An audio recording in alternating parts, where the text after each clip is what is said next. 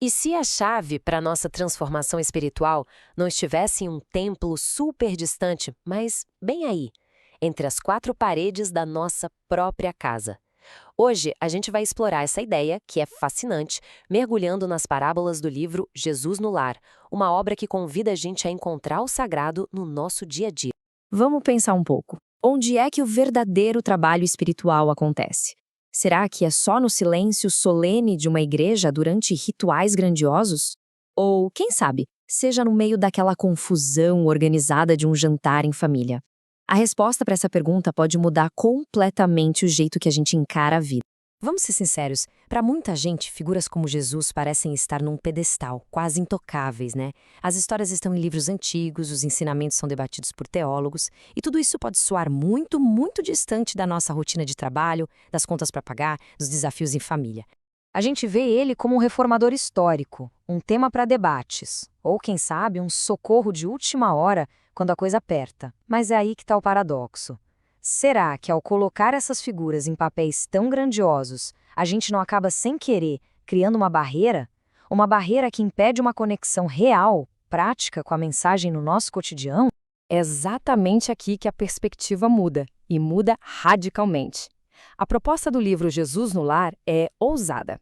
E se o verdadeiro palco para esses ensinamentos não fosse uma multidão, mas a intimidade do nosso lar? E se a grande lição fosse pensada, antes de mais nada, para a família? A ideia central aqui é muito poderosa. A nossa casa não é só um endereço, é o principal campo de treinamento da alma. Pensa bem, nossa primeira escola, nosso primeiro templo, é ali, no lar, que tudo começa. O berço doméstico é a primeira escola e o primeiro templo da alma. Essa frase resume tudo.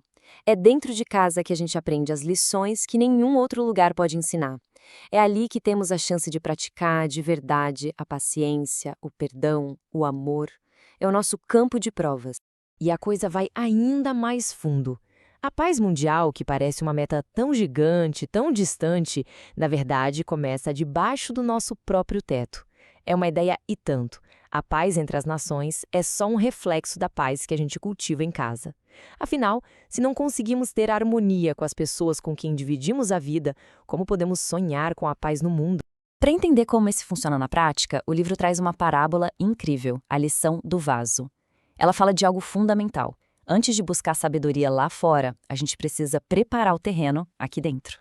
A parábola parte de uma pergunta que, em algum momento, todo mundo já se fez. Como é que a gente pode, de verdade, deixar a sabedoria florescer no coração? A resposta da história é que não adianta só ouvir palavras bonitas. A gente precisa criar as condições internas para que elas criem raízes. E a analogia que eles usam é simplesmente genial. Imagina que o conhecimento elevado é tipo um leite puro, fresquinho. E a nossa alma é o vaso que vai receber esse leite. Agora, o que acontece se esse vaso estiver sujo? Sujo de orgulho, de ressentimento, de pensamentos ruins. O melhor leite do mundo vai azedar. O ponto principal, então, não é buscar mais leite, mas primeiro limpar o nosso vaso. E essa metáfora aqui fecha a lição de um jeito inesquecível.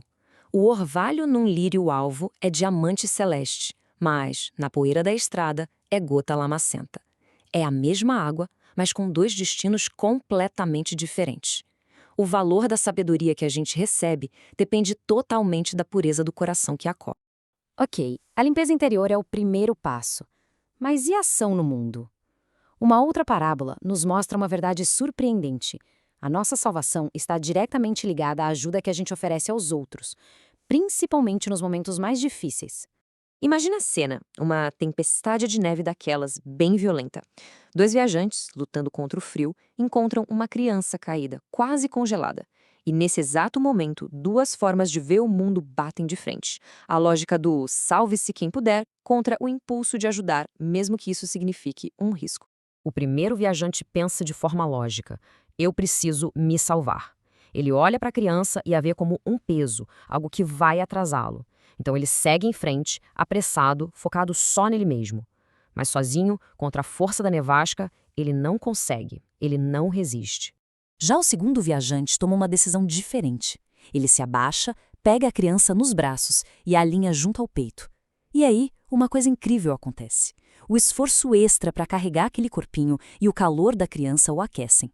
Esse ato de compaixão dá a ele a força para vencer a tempestade. Ao salvar a criança, ele acaba salvando a si mesmo. E é aqui que a gente entende o que é o tal do auxílio mútuo. A parábola ensina uma lei universal. Nosso progresso não é uma jornada solitária. É no ato de estender a mão que a gente encontra a nossa própria força. Ajudando, somos ajudados. Dando, recebemos. É essa a dinâmica da vida. Então, nós temos duas grandes lições: a importância de limpar o nosso vaso interior e o poder de ajudar o próximo. Mas como é que essas duas ideias se encontram? Onde elas se conectam na vida real? A resposta, como já dá para imaginar, está em casa. A vida em família é o laboratório perfeito onde essas duas lições se encontram. É ali que a nossa paciência, nosso perdão, nossa capacidade de amar são testados não uma vez por ano, mas todos os dias. É fácil manter o vaso limpo quando estamos sozinhos, meditando, né? Mas é no contato diário com as pessoas que amamos que a nossa verdadeira pureza é forjada e testada a fogo. Então, o que a gente tira de tudo isso? A gente aprende que a transformação começa de dentro para fora, com a limpeza do nosso próprio coração. Que as pessoas mais próximas são, na verdade, nossos maiores professores. Que o serviço de verdade não está em grandes feitos, mas nos pequenos gestos do dia a dia. E, acima de tudo, que o nosso lar é o palco mais sagrado para colocar tudo isso em prática. Isso tudo nos deixa com uma pergunta final, uma reflexão para levar conosco. Se é verdade que o lar é a nossa maior escola e que a nossa família é o nosso maior desafio e também a nossa maior bênção, então a pergunta que fica é: qual é a grande lição que o lar de cada um de nós está tentando ensinar exatamente agora?